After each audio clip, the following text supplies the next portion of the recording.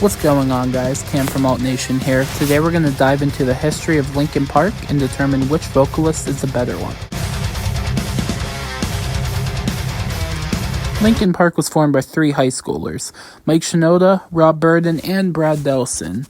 They would go to school in Agora Hills, California, and shortly after graduation, realizing they're not going to be shit in lives, these guys took their music career more seriously and recruited new members, Joe Hahn, Dave Farrell, and Mark Wakefield. Sorry, Mark, you're not the vocalist we're focusing on today. They would name themselves Zero with an X and record in Mike Shinoda's bougie bedroom studio. They would put out a 4-track EP titled The Same as the Band in 1997 and do their first show opening for System of a Down. Brad Delson would introduce the rest of the members to the A&R employee of Zomba Records, who would bring them to the side to tell them their vocalist sucks. Poor Mark. In 1998, fed up with their lack of success, Mark Wakefield would leave the band and Dave Farrell would also leave, joining Wakefield for a Christian ska band, temporarily at least for Dave. The Zomba Records A&R would recommend Chester Bennington because of his vocal skills and his other band Grey Days. Zero would go through some struggles finding bassists for their EP in 1999, with Brad Delson even attempting playing bass on this project. Don't worry, you can't even hear the bass anyways. Zero, still without a label, would finally get some help from their A&R pal, who has taken over as vice president at Warner Records, who would sign them as a developing artist. One fun fact about Zero's time looking for a label, Mike Shinoda would offer to buy everyone drinks so they would show up to their shows and make themselves look bigger than they really were. Some real gangsta shit. Zero would change their name to Hybrid, but would be told to go fuck themselves. They stumbled through a few other bad names before landing on Linkin Park, which is spelled that the way that it is, so they could own LinkinPark.com. Warner Records were real idiots, as they didn't believe in Linkin Park's rock rap vision, and even went as far as to tell Chester to fire Mike. Luckily, Chester's a W friend. Dave Farrell would return in 2000 for the making of their debut album, Hybrid Theory.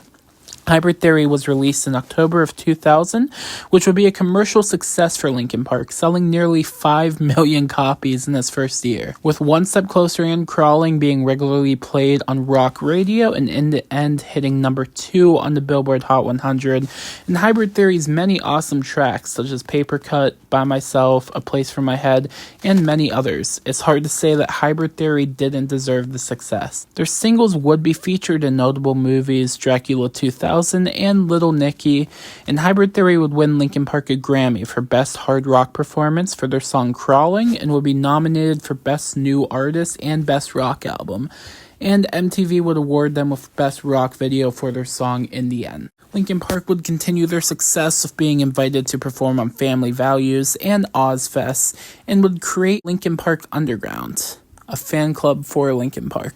Linkin Park would also form their own tour titled Project Revolution, which would feature artists such as Cypress Hill and Edema. Linkin Park were on a roll doing lots of shows and even putting out a DVD titled Frat Party at the Pancake Festival.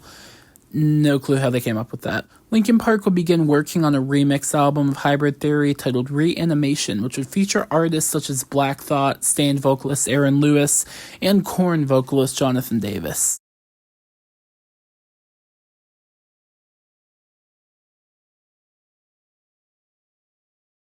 Animation would be released number 2 on the Billboard 200. During the custom tour schedule, Linkin Park began working on the new album Meteora in the Tour Bus studio.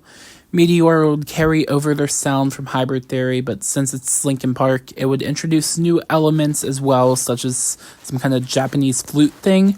Meteora would be released in March of 2003 and would peak at number 1 on the rock and metal charts. Meteora would sell 800,000 copies in its first week and would even be ranked as the best-selling album on the Billboard charts. Numb, Somewhere I Belong, Faint, and Breaking the Habit would all be huge on rock radio, and by October, Meteora sold almost 3 million copies, which I have to say, the deep cuts on this one are incredible. Figure 09, Hit the Floor, Don't Stay, they're all great.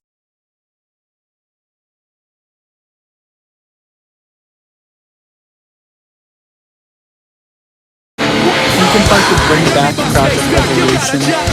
This is this time with Exhibit, Mudvayne, and others on the album. They would play the Summer Sanitarium tour with Metallica, Limp Bizkit, Mudvayne, and Deftones, and they would even release a DVD and CD titled Live in Texas. In 2004, Linkin Park would also go on the Meteora World Tour. Linkin Park would earn several awards for Meteora and would win Artist of the Year and Song of the Year with Numb. Meteora would end up being the third best-selling album in 2003.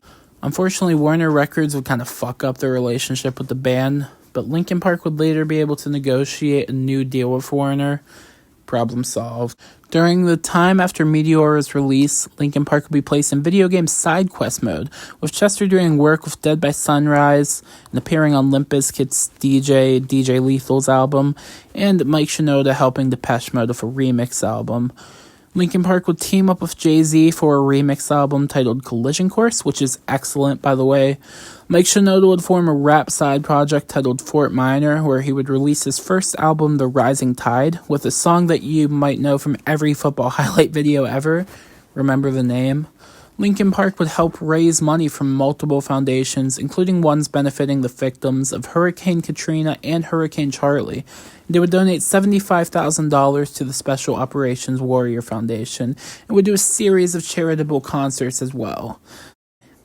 I know you're a girl, Emily. You're not even the thought yet. Chill.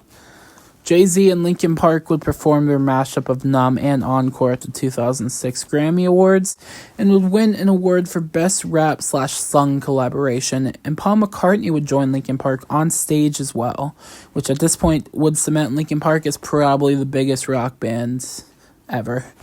They would play the Summer Sonic Music Festival in 2006. Their next album, Minutes to Midnight, would see recording being done in 2006 with a release date being delayed, but some good news about this is that Rick Rubin was the chosen producer. Exciting. The band recorded more songs than what are on the Melancholy album by Smashing Pumpkins. This number was between 30 and 50, and the album was still halfway done. Perfectionist much? Chester would state that this album was going to drift away from their nu metal sound, marking the first genre change for Linkin Park. Yay. Can't you hear my excitement? Minutes to Midnight was released in May of 2007, selling 623,000 copies in its first week, which is quite impressive. Their first single, What I've Done, would see success, peaking at 7 on the Billboard Hot 100 and making it onto a Transformers movie soundtrack.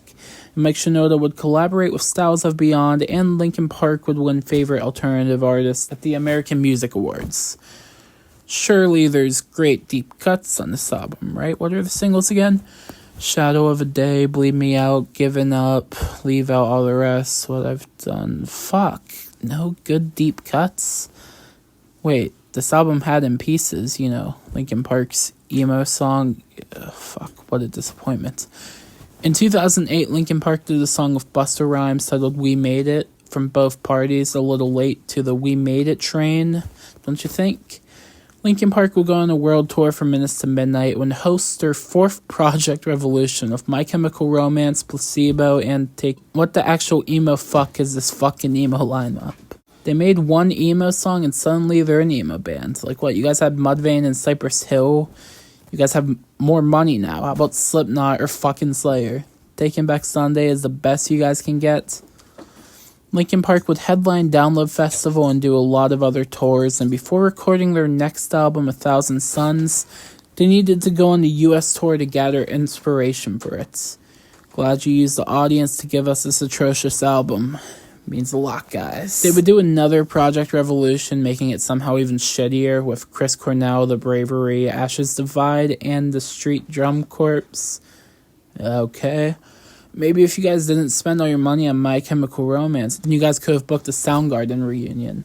Not just Chris Cornell, but hey, fuck it. They would release another live DVD and CD titled Road to Revolution, and finally in May 2009, they would begin work on 1,000 Suns. Mike Shinoda would make a claim that the album was genre-busting and will carry over elements of Minutes to Midnight. It was genre-busting, alright. And I don't know what elements carried over either. I've been trying to figure that one out since I first heard 1,000 Suns. Maybe that it carries over Linkin Park trying to write the worst album they can, I guess we'll never know. Even Rick Rubin returning won't fix this album. Other than The Catalyst, they would have been better off releasing nothing. The Catalyst is the lone good song. They should have put it on Living Things, and that's it. Linkin Park would help work on the score for the movies Transformers: Revenge of the Fallen, because I guess Michael Bay doesn't like other bands. I don't know. We got a decent song from Linkin Park in exchange, so New Divide, that saw some success. In April 2010, Linkin Park would put out a game called 8-Bit Rebellion. At this point, I don't want you guys putting out anything that has the word rebellion. What are we rebelling against? Not selling out? The game would have its own unique theme song titled Blackbirds that would later be added to 1,000 Suns as a deluxe edition bonus track. 1,000 Suns would be released in September of 2010, and they would embark on a tour for the album. And because Linkin Park loves selling out, they had to make a documentary to capture the moments of selling out, titled Meeting of 1,000 Suns. Maybe I'm wrong. Maybe this album is better than Hybrid Theory. Linkin Park would perform The Catalyst at the MTV Video Awards, which is a worthy performance to check out. Linkin Park would reach number 9 on the Billboard Social 50, which I had no idea what the fuck that was until making this video. I'd assume Kanye West is at the top of that list in present time. The album would see other charting action, most notably on the year-end chart. Somehow, someway, Linkin Park would win 6 Billboard Awards in 2011, and one of them is Best Rock Album. It's not even a rock album. You know what? Fine. As long as Taylor Swift gets one for her new rap album. In September of 2011, Linkin Park announced they had began creating their next album, Living Things, which is an album that is hard to tell it's Linkin Park. It's a whole pop EDM album of screams from Chester. It's honestly... I don't know what to call it. In April of 2012, they announced Living Things would be the name of the album, and Burn It Down would be the first single released. Their most poppy song they have ever done. It was literally on pop radio constantly. They would go on the Honda Civic tour of Incubus and find success with their other singles Lost in the Echo, Powerless, and Castlewood Glass. Some standouts, though, are Lies, Greed, Misery, and In My Remain. Linkin Park will perform Burn It Down at the Billboard Music Awards. Keep in mind, this is a former nu metal band playing at an awards show for mainstream music. They really ditched their brothers in the hood, huh? See ya, Korn. In May, they released a music video for Burn It Down, and Powerless would be featured in the film Abraham Lincoln Vampire Hunter. Living Things sold 223,000 copies in its first week and would hit number 1 on the US albums charts. Castle of Glass would lose to Beck for Best Song in a Game at the Spike Video Game Awards. The song was in one of the fucking 50,000 Medal of Honors games. I don't know which one. Linkin Park would play Soundwave Festival as well, and shortly after they would collaborate with EDM DJ Steve Aoki. I don't know if I'm saying his name correctly. It was on the song Light That Never Comes. We're really pushing the boundaries here. Are you guys rock or EDM? Just fucking pick one. They would put a remix album out titled Recharged. Not as good as Reanimation, like, at all. And no, you guys don't get an A for effort. Even features from Pusha T and Bun B couldn't fix this. Joe Hahn would make his own movie, Maul, that is just terrible. Fun idea of a mass shooting flick, but it wasn't executed good at all. By May of 2013, Mike Shinoda confirmed they had started working on a new album, which would be titled The Hunting Party. This album was like a back to Linkin Park's roots, but not kind of album. I only really like Wastelands and Final Masquerade.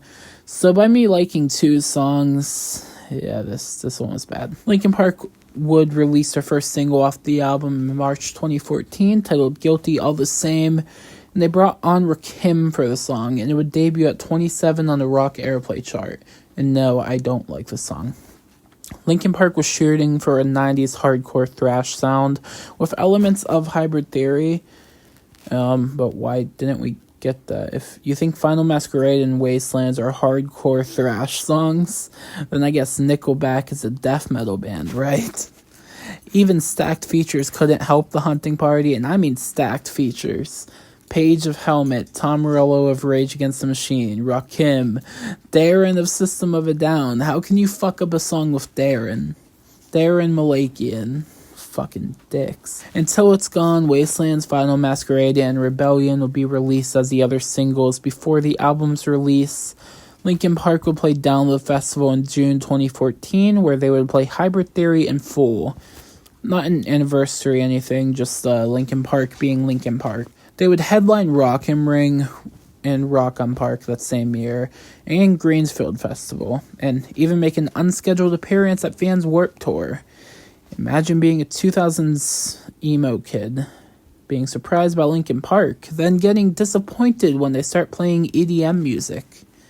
Must be depressing. In January 2015, Linkin Park would go on the Hunting Party tour, where 3 shows in, Chester would break his ankle.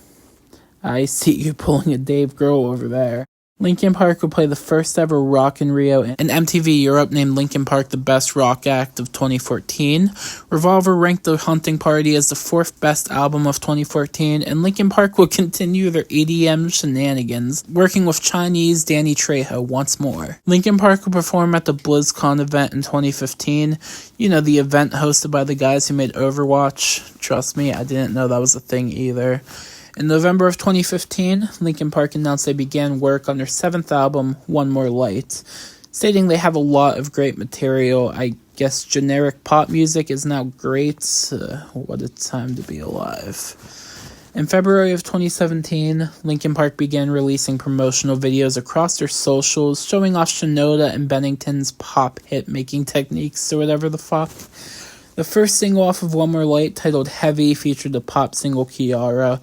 It was a bit of a one-hit wonder, as she only has one popular song titled Gold, which is a bit of a guilty pleasure of mine. In pop fashion, Linkin Park brought in co-writers because they needed help making a radio song that would beat out Despacito. I'm kidding, but still, that probably was a thought. One More Light would be released in May of 2017 with singles Battle Symphony, Good Goodbye, and Invisible. Although Talking to Myself is number 1 for this album, it is really, really good. The other poppy ones are mid at best. I mean, Sharp Edges is alright as well, but not much about this album really stands out. And for whatever reason, they were also booked for Hellfest this year. Real metal, right? Linkin Park will begin touring for the album starting in England, and they had announced their US tour would have MGK as their special guest. Linkin Park would finish off their tour in England on July 6, 2017. Unfortunately, fast forward just 14 days later, Chester Bennington would be found dead by way of hanging, similar to his friend Chris Cornell of Soundgarden. Chester would receive many tributes showing off all the people who loved and appreciated his music and his personality. Linkin Park would cancel their US tour and instead hold a special memorial show for Chester, which featured various Linkin Park songs sung by other musicians such as Ollie Sykes, Jonathan Davis, MGK, and Jeremy McKinnon, just to name a few. Linkin Park would release a live album titled One More Light, and the band members would go on and do their own things, with Mike Shinoda focusing on his solo career, and the rest is history. Shit. There's more. In February of 2023, Linkin Park released an unreleased song titled Lost, which would be the final song of Chester's to make it to the public. Linkin Park would put a compilation album of their greatest hits, including Quirky and Friendly Fire, one of which has been a fan favorite unreleased song throughout the years. Linkin Park would get a new drummer and a new vocalist, Emily Armstrong. Emily, now it's your time. They released The Emptiness Machine as their first single with their new vocalist. Unfortunately, Emily Armstrong would receive some hate due to her connection to the Church of Scientology, which in her defense, that's a hard thing to get out of if you're kind of forced into it. Linkin Park would do some shows and release another single, Heavy as the Crown, which is great in my opinion. Really solid Hybrid Theory vibes, and then they would release Over Each Other and finally Two-Face before releasing their latest project, From Zero, which is really, really good if you're into the old Linkin Park sounds. In March 2025, Linkin Park would release a new single titled Up From the Bottom, a song off of their deluxe version of From Zero, and then in April they would release another titled Unshatter. Holy shit. Currently, Linkin Park have another From Zero tour lined up for Europe in the wintertime, and they were booked for Rock am Ring next year. And we're also booked for numerous music festivals this year, so let's just say they are on a roll. Now, with all of this, Emily still has some work to do to be as good as Chester, so the answer to who's better is Chester. Although, I'll give credit where credit is due. Emily is great, both in studio and live, and she has proven she can do it. Let's just see how many more albums they do with her, and if her run compares to Chester's in any way. Anyways, guys, please leave a like and subscribe for more content just like this. Catch you guys in the next one.